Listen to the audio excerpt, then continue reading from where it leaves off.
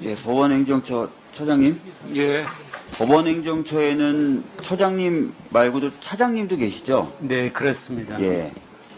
법원행정처의 차장님보다 처장님이 혹시 정치적인 외압에 더 약하고, 신념이 약하고, 혹시 그런 평가를 받고 계십니까? 저는 거기에 대해서는 알지 못합니다. 그러면, 법원행정처 차장과 처장 사이에 어떤 정치적인 중립성이라든지 이런 부분에 있어서 특별한 차이가 없다거나 아니면 법원행정처 처장님 본인 스스로 생각했을 때 나는 정치적인 외압이나 이런 부분에 있어서 흔들릴 자신이 없다거나 뭐 이런 부분에 대해서는 어떻게 생각하십니까? 저는 저도 물론이고 사법부에 종사하는 모든 분들이 그런 정치적인 외압에 영향을 받지 않으려고 그렇게 노력을 하고 있습니다. 네, 그렇죠. 법무부 장관님? 네. 법무부에도 장관님 말고 차관이 계시죠? 네. 차관보다 장관이 현명한 판단을 하기 어렵다거나 또는 좋은 사람을 고르는데 능력이 떨어진다거나 혹시 그런 평이 있습니까? 잘 모르겠습니다. 예. 정치적인 어떤 독립성이 지켜져야 되는 어떤 사람을 추천하거나 선택하는 데 있어서 차관보다 장관이 못하다 이렇게 생각하시진 않죠? 우선 모든 권력은 국민으로부터 나오기 때문에 바로 그런 중립성 또 그 중립성의 보장자로서의 역할은 최선을 다하려고 하고 있고 그런 각오로 이 자리에 있습니다. 네. 제가 이런 질문을 왜 두 분께 드렸냐면 특별검사의 임명 등에 관한 법률이 있습니다. 네. 2014년부터 시행됐고요. 이 법에 따르면 7명의 특검 후보 추천위원으로 구성된 추천위원회를 구성해서 특검 후보를 추천하게 돼 있습니다. 그런데 이 7명 중에 법무부 차관이 들어가 계시고요. 법원행정처 처장이 아니라 법원행정처 차장이 들어가게 돼 있습니다. 그리고 지금 논의되고 있는 공수처와 동일하게 대한변호사협회 회장은 그대로 들어가게 됩니다. 그리고 나머지 4명이 이 특검법에 따르면은 국회에서 추천한 그냥 4명으로 돼 있고요. 지금 공수처법은 교섭단체가 추천하게 돼 있으니까 아마 더불어민주당이 2명, 국민의힘이 2명 이렇게 추천을 하게 될 겁니다. 그래서 이렇게 7명으로 구성되는데 제가 봤을 때는 이 특별검사의 임명 등에 관한 법률에 따른 이 특검 후보 추천위원회 구성이 특별한 문제가 없어 보이고 실제로 여기에 대해서 야당이 한 번도 문제 제기를 한 적이 없습니다. 그런데 법무부 차관이 장관으로 바뀌고 법원행정처 차장이 처장으로 바뀌면 문제가 생기냐 이거죠. 공수처 후보 추천위원회 같은 경우에 차관이 장관으로 바뀌고 법원행정처 차장이 처장으로 바뀐 거 말고는 없지 않습니까? 장관님 어떻게 생각하십니까?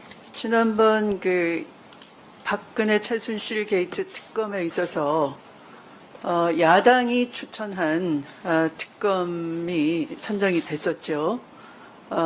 굉장히 중립을 지키면서 사실 파악을, 사실 조사를 제대로 했고 또 수사 기소를 잘한 사례라고 할 수 있습니다. 그래서 문제가 없다라고 생각이 됩니다. 네, 저는 법무부 차관이 장관으로 바뀌고 법원행정처 차장이 처장으로 바뀌었다는 것만으로 특별하게 정치적 중립성에 대한 문제 제기가 안 됐던 구조가 갑자기 정치적 중립성이 문제가 되는 구조로 바뀐다고 생각하지 않습니다. 만약에 그렇다면은 여기 계신 장관님이나 법원행정처 처장님이 굉장히 기분 나빠하실 일이죠. 그죠? 심지어는 이 공수처법은 이 7명의 후보 추천위원 중에 야당이 추천한 2명이 비토권까지 행사할 수 있습니다. 그렇다면은 정치적 중립성에 대한 보장은 이 특검법에 비해서 훨씬 더 강화됐다고 볼 수밖에 없어요. 그런데도 이 법이 문제가 있다라고 얘기한다면 왜 특검법에 대해서는 아무 말씀도 안 하셨냐 이거죠, 야당은. 2014년부터 시행돼서 지금 6년째 지금 존재하는 법인데. 저는 그래서 이런 문제 제기에 대해서는 동의하기가 어렵다라는 생각을 좀 말씀을 드렸고요. 짧게 간단한 거 하나 좀 여쭤보도록 하겠습니다. 법원행정처장님, 그 스포츠계의 비리 사건 그리고 폭력 사건 이런 인권 침해 사례가 최근 3년간 연평균 한 293건 정도씩 신고되고 있다는 거 혹시 아십니까? 예, 알고 있습니다. 예. 그리고 그 중에 편파 판정이라든지 승부 조작으로 신고된 사례가 한 68건 정도 된다는 거 알고 계십니까? 저는 보도를 통해서 알고 있습니다. 예. 사실 승부 조작이나 편파 판정에 대한 조사 같은 경우에는 이 특성상 이 해당 스포츠 경기를 잘 아는 사람이 봐야만 시시비비를 가릴 수 있다라는 이야기가 있어요. 어떻게 동의하십니까? 저는 뭐 그 부분에 관해서는 제가 정확히 그 실상을 잘 몰라서 예, 그 말씀에 대한 답변을 하기는 조금 어렵다고 생각을 합니다. 그래서 어떤 스포츠 경기의 특징을 제대로 알지 못하는 사람이 이게 편파 판정이 이루어졌다라든지 하기가 어려운 건 맞겠죠. 예, 그럴 수 있겠죠. 예. 자, 그래서 제가 문체부에 특사경을 두는 법안을 발의했더니 법원에서 신중한 검토가 필요하다, 추가 검토가 필요하다는 의견을 낸 것으로 전문위원 검토 보고서에 돼 있어요. 근데 특별한 이유가 아니라 이 문체부 소속 공무원들이 해당 범죄에 대한 수사 역량이나 법률 지식을 갖고 있는지에 대한 검증이 필요하다라는 입장이다라고 돼 있습니다. 혹시 알고 계십니까? 이런 의견을 예, 보셨다는 거? 그건 예, 저도 알고 있습니다. 그런데 사실 이 지적은 모든 특사경에 해당되는 것이라고 볼 수 있어요. 맞죠?